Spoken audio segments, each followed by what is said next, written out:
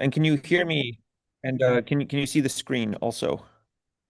Yeah. Okay, very good. Yes. So thank you so much for the introduction. And on behalf of my colleagues at Latvia University of Life Sciences and Technologies, greetings from Latvia. Yes. So I'm going to be telling today about a blended intensive program that we implemented here at LBTU. And if I can go forward. So, first of all, talking about media literacy. So this is a very popular topic nowadays that we hear a lot about, this issue of media literacy, and it is something that's quite tricky to define. One paper by James Potter in 2022 looked at 134 different articles and put together some of the main um, trends in definitions of media literacy, because there is no single media literacy definition, which is one of the most difficult things about media literacy education that everyone agrees on. Reading obviously is important, but being able to evaluate, analyze, imagine possibilities, deconstruct messages to the component parts, recognizing patterns, challenging meanings, not just understanding, but challenging as well, judging credibility, deciphering the intent of a sender, counter-arguing against what might be seen, digging for truth, avoiding influence, and producing messages. So very, very all-encompassing. These were the most ones that were trending. In terms of a more practical definition, though, which is very widely used by media literacy educators. So this is the American Center of Media Literacy definition that is widely used. And it's very important to start on the right with being able to access media texts, being able to analyze and evaluate them, also create them as well, and reflect on the creation of the media, and then also be able to act and then continue this process in a continuous way. And this is the framework that is used at many different levels, not just at the school level, but also in higher education as well. Here in Latvia, the context, so this is actually something that I'm currently working on right now. I'm working on a paper tracing the history of media literacy in Latvia, but it's something that has been developing since Latvia reestablished its independence in 1990, and something that's been an increased focus in the last 10 years, especially when there was work done to rework the curriculum standards of secondary education throughout the 2010s. One of the big developments was that there's now this massive media literacy database, which contains all of these different works related to media literacy that teachers can use. Unfortunately, it's not very well known about, and it's also a little bit disorganized at this point. But the main change that was made was in 2018. There was new curriculum standards which were approved, which includes media literacy standards in the secondary education and also the primary education standard. I'm going to show on the next slide a little bit how that looks, but it's a little bit complicated, unfortunately. And then a previous study that I did last year was I looked at students who have graduated since the implementation of the new curriculum standards to see what the situation actually is. So what is their situation with media literacy? And the results of this were so this was 163 bachelor's students at our university that were researched, and the overall conclusion was that their self-evaluation of media literacy was quite a bit better than their actual ability to do so. And the methodology that was used here is similar to what was used in this study, which we'll see in just a minute. But just very briefly, obviously, this is a massive table, but this is how some of the media literacy standards look at the secondary education level. So that in Latvia is grades 10 through 12, and students graduate when they're 19 usually, because grade 1 starts at age 7 in Latvia. So it's broken down into four different fields. The field of social and civics, which includes history, social studies, for example, language, which includes both Latvian language and also foreign languages, but these are specifically from the Latvian language standards, from the field of technology, and then also the field of culture. These are curriculum standards which all have to do with some of the aspects that were mentioned in those definitions previously that students are expected to be able to do by the time that they graduate from secondary school. But as you can see, it's not centralized in the curriculum, and it's broken up into the different fields. So most schools in the country, teachers are expected to do this kind of individually, and sometimes they kind of overlap with other things that have been done. So this is another kind of research focus that I have.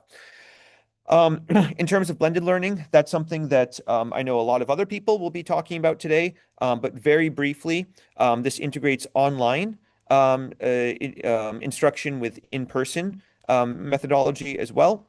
And there have been numerous studies highlighting the benefits of blended learning as a method. Also in terms of developing essential 21st century skills. That includes information and media literacy, as was the focus of this study. And at the university level, this has been something that has been increasingly looked at, as I'm sure many of you are familiar with, as a potential cost-saving measure. For example, in Latvia, there was a talk when there was a lot of uncertainty due to heating costs because of the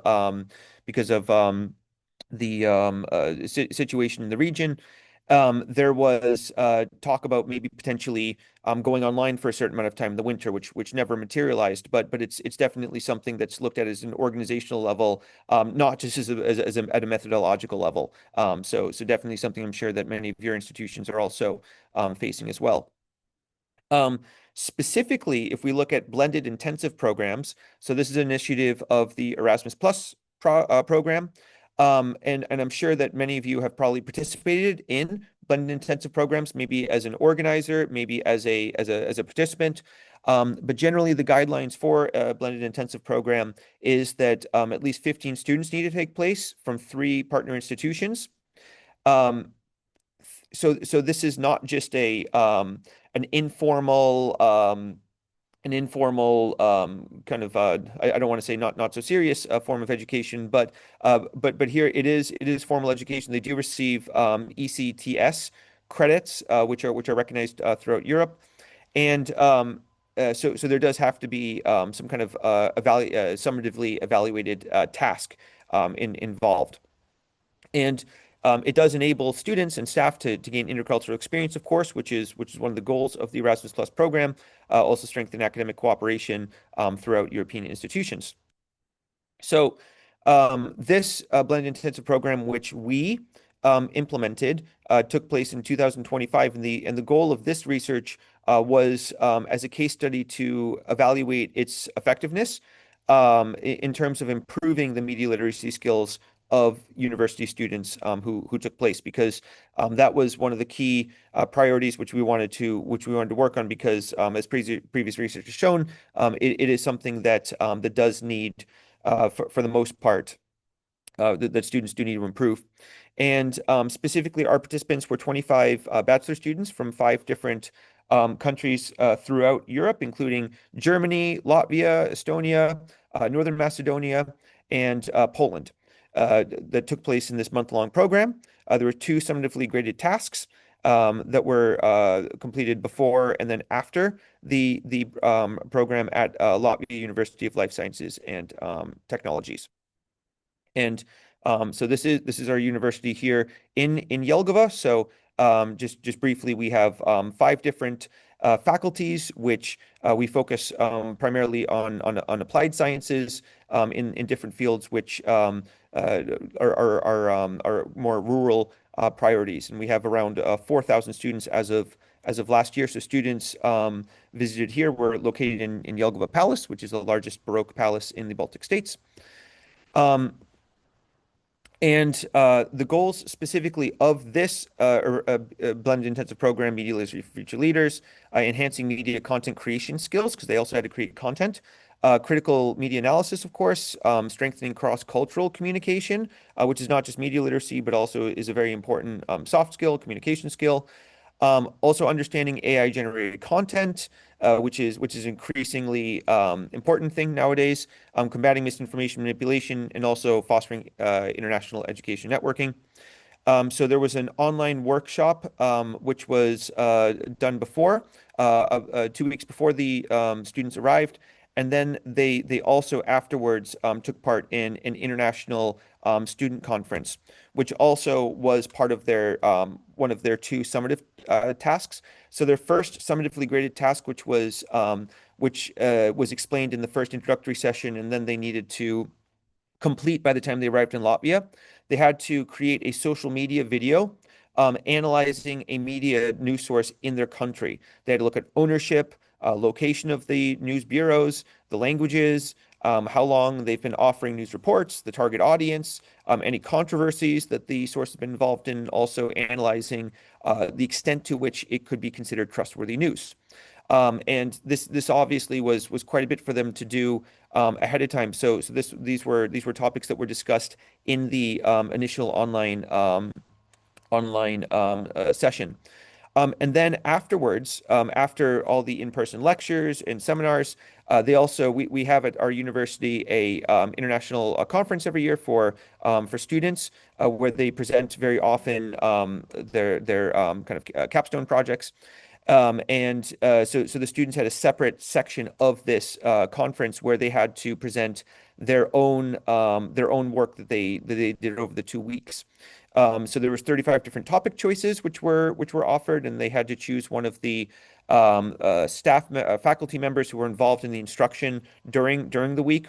They had to submit an abstract for their work and also give a 5 to 10 minute presentation about their research that they did.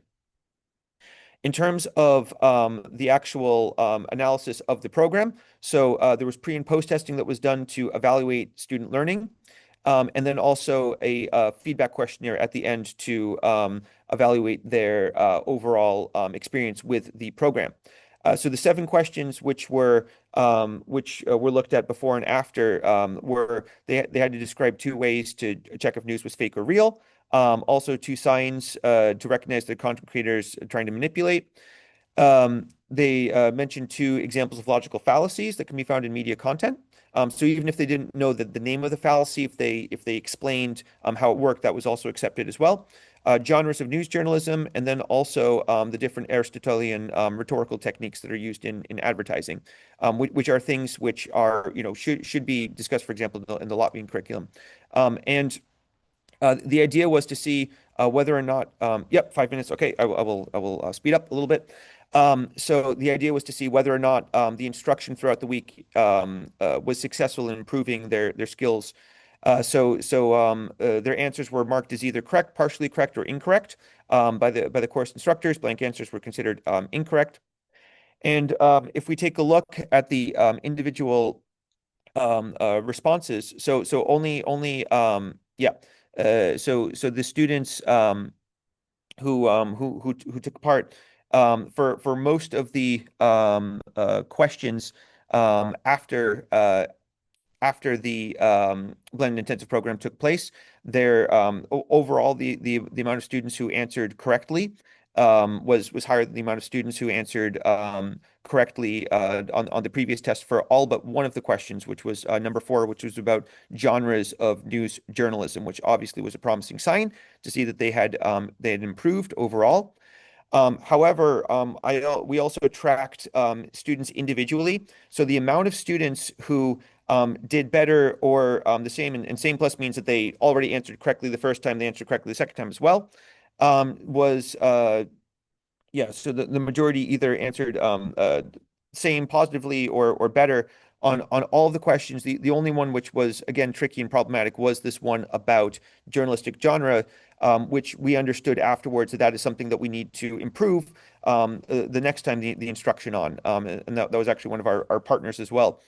In terms of the survey, so overall they were quite satisfied on the Likert scale. The mean was 4.28 in terms of the relevance and also the overall satisfaction, and the median was 4 for the first question, 5 for the second one.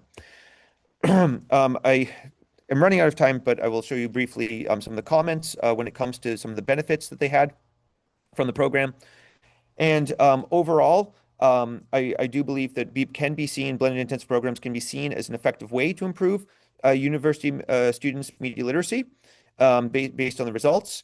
And definitely, I think that it would be worth also looking at rhetorical devices, logical fallacies, these were areas where students significantly grew, even students who were studying communication previously, which wasn't something that I looked at in terms of the data, but that was there were certain students who did. And also in terms of discussing journalistic genres, this is something that great care should be given to. In terms of the limitations, there are quite a few in terms of the amount of students. Obviously, organizing a blended intensive program can only be done if you have the staff that can actually do it. And there has to be also outside experts who are willing to participate if there's not staff. Limited amount of students can take part, and in this case, this was a very limited case study of only one blended intensive program, so much more would need to be done to look at this.